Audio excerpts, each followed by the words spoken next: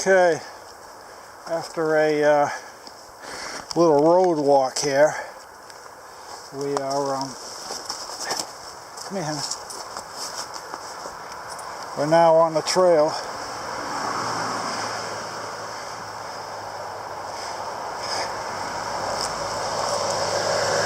Trail magic. I don't know, I didn't see it. Must be left over. Must be left over. So now we're on Route 20 on the Appalachian Trail and heading south to the Shaker homestead. It's about 11 miles and it's 8 a.m.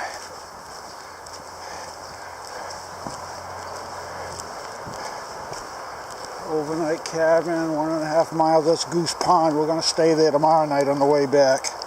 So, okay, I got to fix her backpack here. I will get back to you.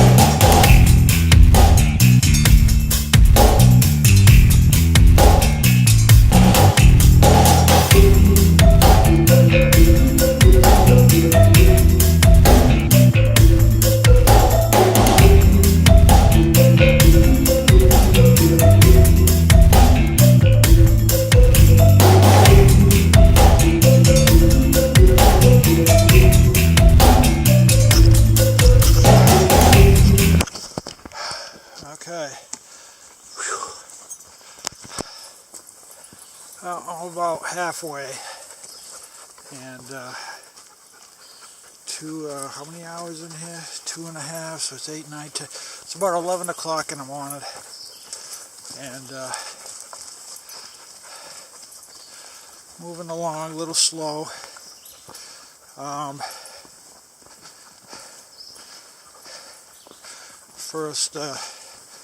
First 4 miles went really nice. Oh, where are we going here? This doesn't look good. Sorry.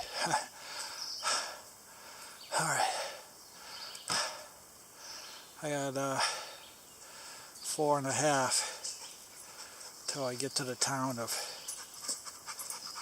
Tingsbury, something like that, on Jerusalem Road, south of Lee, and it's about 1.5 miles from the Shaker village. Well, not the village, but the homestead, Shaker homestead. So, trail's really nice. A little rocky. Well, a couple of spots it's rocky, but it's. I've only had one good up. So this section is so far is treating me okay. I haven't been on the trail in about 3 or 4 weeks with the pack, with a loaded pack at least. I got 35 pounds here.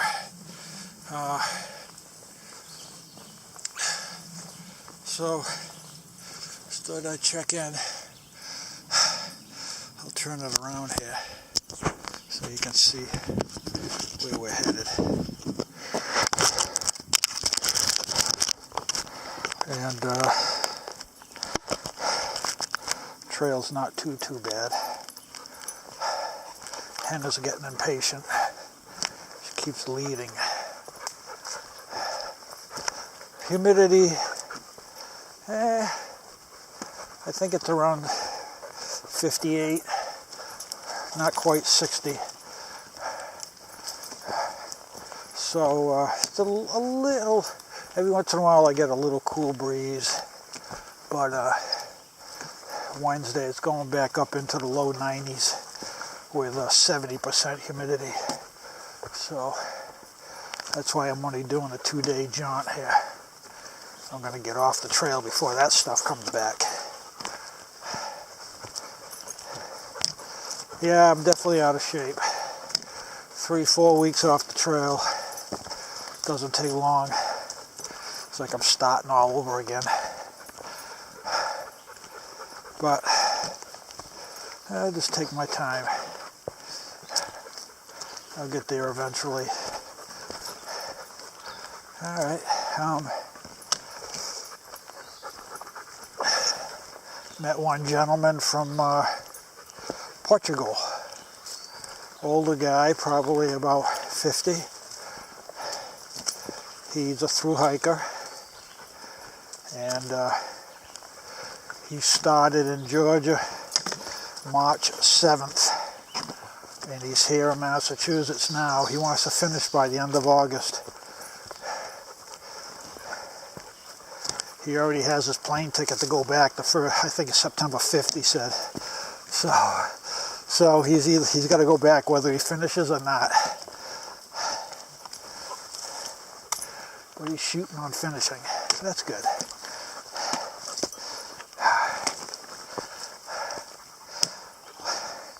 I'm running into 2 to 3 thru hikers an hour here. A lot of the people that left in March are getting up here now.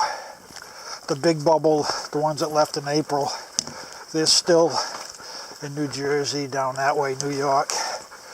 They're a few weeks behind, but they're coming.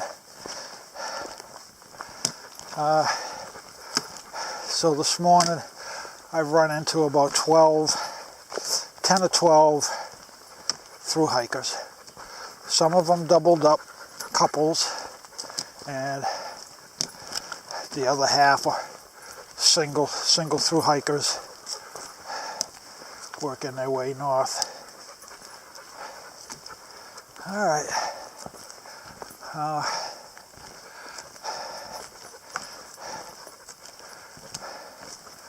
I will check in later.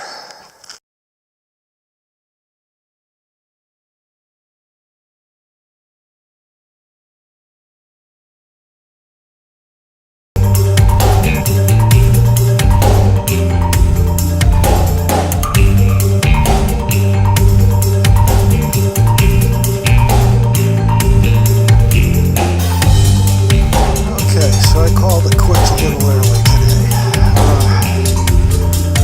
Did 7.5 miles, and I came up on this spot right here. It was a little stream, and with a walkway over it.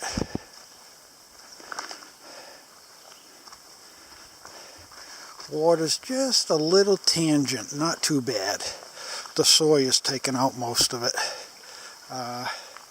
Nice little running stream here. We got a little walkway. But anyway, I was coming across, and it was 1 o'clock, and I was really getting beat, hungry. And I saw this little clearing right here. So I decided this was going to be it. And perfect setup with the trees for my hammock. And Henna's happy. She's got plenty of room to walk around here. And the only thing is I'm only 25-30 feet off the trail, but it's the only spot I could find here. A couple of people have gone by, and they like the setup. So I guess I did it okay. So I'm going to show you my setup. I have 2 tops. This is one from Jack's Are Better. This is my summer top because it's a little lighter, and it has a lot of different tie outs here on the ends, so I can change the ridge line. I can have it hanging lower on one side to block the wind, and open on the leeward side, or you just hang it like this, like a regular gambrel cape, I guess, style A-frame. And what I do is I hang, usually if it's raining, this goes up first. If it's not, then I set up the hammock first. And this is my setup. I got these here from Dutch. I got 10-foot straps, little carabiner here, and then I have the Dutch clips right here. And I'll tell you, in less than a minute and a half, my whole hammock is set up. Really, really easy. And this is probably the lightest setup. I'm not crazy for those, they call them whoopee slings. I just don't, I'm not crazy for those. I'd rather have the straps. So this is what I do. And then I put this here so I know when I set up that I'm facing this on my right hand, so I know where the zipper is on my setup here. So when I come to a spot, first I determine which way I want to face and which way I want to get out. And once I determine that, as soon as I pull it out the bag, this is the first side that gets set up, is this here right hand side, and I mark it with this little surveyor tape here, so I know that this is my right hand side. And that's it. I set it up. Finally worked out. It's been a couple of years, but I finally figured out the hang here to get a nice hang. And then the next thing I do is I set up my ridge line. This is a separate ridge line, and it is pretty taut. You can see it. And this is what I hang my bag on. I hang my clothes up here. I basically have nothing on the ground at the end of the day. Everything is hung underneath the top here, on here. And then these are my little drip lines. You can use your spare shoelaces, whatever. I just have some cotton string here, and that way there, when it rains and the rain hits here, the water's going to run down. It's going to hit here and just drip, and not run down to the center line and drip it all over my head. So keep that in mind. Always set this here up, okay? What else do I have set up? Now my summer setup, I have 2 air mattresses. This is the X-Bed long and wide, but it's the 3-inch, which has an R rating of 3.5 or 3.3. So this is my summer, and this works out really good. There's insulation in here, and like I said, it has an R rating of 3.3, 3.5, somewhere in there. This is all I need. And then I also have a cocoon that I got from, where did I get that from? I have to look it up later. It was online, and basically it's a black cocoon. If it's going to be breezy or cool or drizzle, I put this cocoon bag, basically I put it on the end over there, and then I just pull it right up over me. And that adds about 10 to 15 degrees inside here. Right now, because it's only going to go down to the upper 50s tonight, I have my 30-degree top quilt. Down, I use down top quilts. In the winter, when it's going to be, single digits and lower, I have a 0-degree underquilt that I use with my air mattress. Now in the winter too, prior to getting down to the single digits, I have the X-Bed long, wide, but it's the 4.5-inch, and it has an R rating of 6. So you don't need an underquilt when you have an R rating of 6 with an air mattress. I sweat in it, right down into the teens. I have no problem. And again, that's using my cocoon that I have, the black cocoon. I don't have it set up right now. Another time I'll show you. I have it with me, but it's going to be too warm tonight, so I didn't even bother hooking it up. Okay, let me show you how I hang my bags. Everything I hang here, I hang my shoes, and I just have a couple of carabiners here on the back of my pack. and I just hang my pack right off of here, so it's nice and easy to get to. I can get to my compartments, and so this is basically the setup. Really happy with it. And then this is Henna's setup. I got this on Amazon. It comes from Australia.